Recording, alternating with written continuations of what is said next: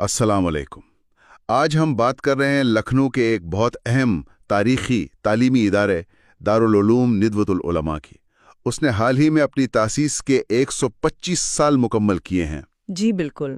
یہ ادارہ دریائے گومتی کے کنارے تقریباً 20 ایکڑ کے رقبے پر پھیلا ہوا ہے۔ جی ہمارے پاس اس ادارے کے حوالے سے کچھ معلومات ہیں، اس کی تاریخ، اس کا تعلیمی نظام، اس کے اثرات۔ تو آئیے ذرا اس پر تفصیل سے بات کرتے ہیں۔ جی ضرور۔ ندوۃ العلماء دیکھیں، یہ صرف ایک اسلامی یونیورسٹی نہیں ہے، یہ ایک فکری تحریک کا مرکز بھی رہا ہے۔ اچھا۔ جی، اور اس کی جڑیں تو ادارے کے باقاعدہ قیام سے بھی پہلے 1892 میں ملتی ہیں، جب انجمن ندوۃ العلماء بنی تھی۔ یعنی ادارے سے بھی پہلے؟ بالکل، اور اس کا بنیادی مقصد اس وقت یہ تھا کہ جو دینی اور دنیاوی تعلیم کے بیچ ایک خلیج، ایک فاصلہ بڑھتا جا رہا تھا، اسے کم کیا جائے، مسلمانوں میں ایک فکری اتحاد لایا جائے، اور جو مدارس کا نصاب تھا اس میں وقت کے لحاظ سے ضروری اصلاحات کی جائیں۔ تو یہ جو دینی اور دنیاوی تعلیم کے درمیان فاصلے کو کم کرنے کی بات ہے، کیا یہ اس وقت کے جو دوسرے بڑے ادارے تھے جیسے دیوبند یا علی گڑھ، ان کے نقطہ نظر سے مختلف تھا؟ ہاں، کہہ سکتے ہیں کہ یہ ایک طرح سے درمیانی راہ نکالنے کی کوشش تھی۔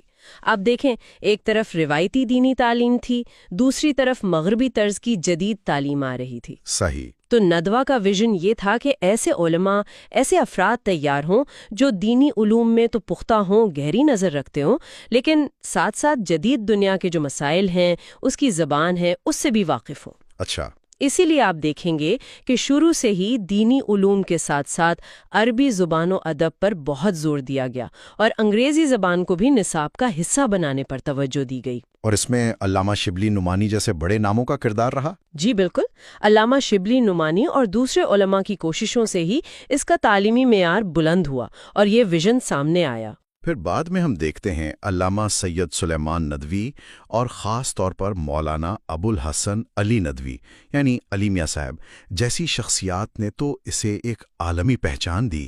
یقیناً۔ کہا جاتا ہے کہ ان کی وجہ سے ندوہ اپنے مقاصد میں بہت آگے بڑھا۔ یہ کیسے ہوا؟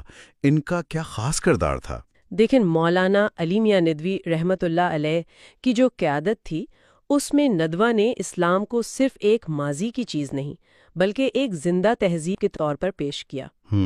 انہوں نے جدید اسلوب میں زمانے کے مسائل کو سامنے رکھتے ہوئے بات کی۔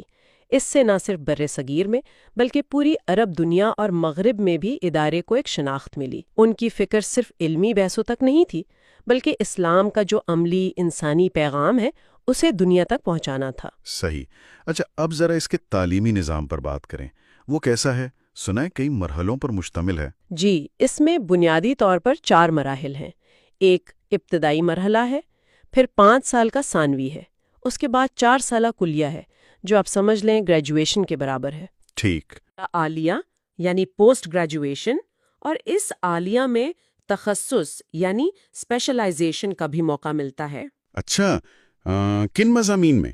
جیسے حدیث میں، فقہ میں یا عربی ادب میں گہرائی سے مطالعہ کرنا چاہیں تو وہ بھی ممکن ہے۔ تو یہ تو ہوئی نصابی تعلیم، لیکن کیا طلبہ کی عملی تربیت کا بھی کوئی انتظام ہے؟ مطلب کلاس روم سے باہر بھی کچھ ہوتا ہے؟ جی بالکل، تربیت پر تو بہت زور ہے۔ ہفتہ وار انجمنیں قائم ہے۔ انجمنیں؟ یہ کیا ہوتی ہیں؟ یہ طلبہ کی سوسائٹیز ہیں جہاں وہ مختلف زبانوں میں، عربی، اردو، انگریزی میں تقریر اور تحریر کی مشق کرتے ہیں۔ اچھا۔ پھر دیوار اخبارات ہیں یعنی وال میگزینز، ایک نادی عربی یعنی عربی کلب ہے جہاں عربی بول چال کا ماحول فراہم کیا جاتا ہے۔ مطالعے کے حلقے بھی ہیں۔ اور یہ جو سنا ہے کہ طلباء اور اساتذہ شہر کی مسجدوں میں بھی جاتے ہیں؟ جی ہاں، وہ ایک بہت اہم شعبہ ہے، دعوت و ارشاد۔ اس کے تحت طلباء اور اساتذہ دونوں لکھنؤ شہر کی سینکڑوں مسجدوں میں باقاعدگی سے درس قرآن دیتے ہیں، جمعہ کے خطبے دیتے ہیں۔ اچھا۔ اس سے ان کا عوام سے براہ راست رابطہ بنتا ہے اور انہیں عملی میدان کا تجربہ ملتا ہے۔ یہ تو بہت اہم پہلو ہے۔ اچھا، وسائل کے لحاظ سے اگر دیکھیں تو لائبریری کا بہت ذکر آتا ہے۔ جی ہاں، مرکزی لائبریری جو ہے وہ علامہ شبلی نعمانی لائبریری کہلاتی ہے، بہت ہی شاندار ہے۔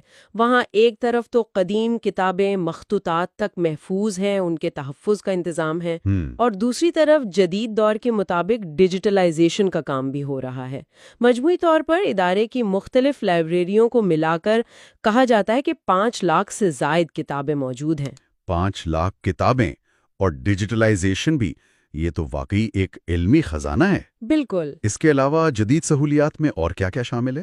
دیکھیں، طلبہ کے لیے انگریزی زبان سکھانے کا شعبہ ہے، کمپیوٹر کی تعلیم کا انتظام ہے، ٹھیک ہے۔ صحت کی سہولیات کے لیے ایک بڑا کثیر المنزلہ ہسپتال بھی ہے، ڈاکٹر عبدالعلی حسنی ہسپتال، ماشاءاللہ۔ اور ایک بہت بڑا مرکزی باورچی خانہ ہے جو روزانہ تقریباً 2000 افراد کے لیے حفظان صحت کے اصولوں کے مطابق کھانا تیار کرتا ہے۔